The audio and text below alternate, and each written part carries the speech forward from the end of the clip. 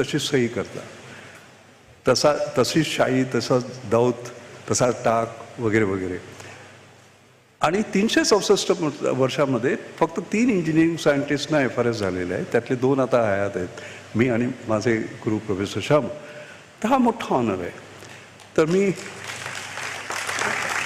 आणि by the way अजूनपर्यंत संबंध महाराष्ट्रात एकुलता एक मशेलकर महाराष्ट्रीयन आहे ज्याने त्याच्यात सही केलेली आहे. तो भाग वेगळा. त्याचा मला फार आनंद होत नाही. 10 मशेलकर व्हायला पाहिजेत अजून. पण त्यातला महत्त्वाचा भाग म्हणजे मी प्रोफेसर C.N. रावना फोन केला. म्हटलं sir, I will become FRS. त्याचं उत्तर काय माहिती आहे का? Not bad. तर मला फार वाईट वाटलं. म्हटलं एवढं मी केलं आणि काय. त्याच्यानंतर American academy of arts and science ती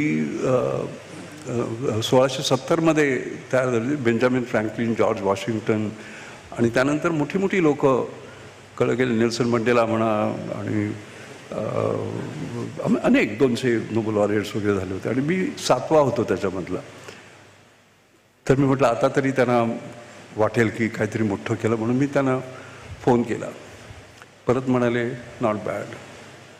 मग मी म्हटलं सर, आणि मग मी म्हटलं हे 3रं आणि 7वं यांना चालत नाही. US नॅशनल अकॅडमी ऑफ इन्व्हेंटर्सचा मी पहिला भारतीय ज्याला त्यांनी सिलेक्ट केलं. म्हणून मी म्हटलं यावेळी तरी ते नक्की टाळी वाजवतील.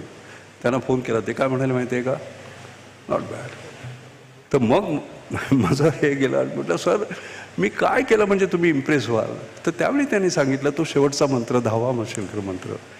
ते म्हणाले ते उत्तमतेच्या शिडीवर तू चाललेला आहे, लॅडर ऑफ एक्सलन्स, आणि त्याला लिमिट नाही आहे.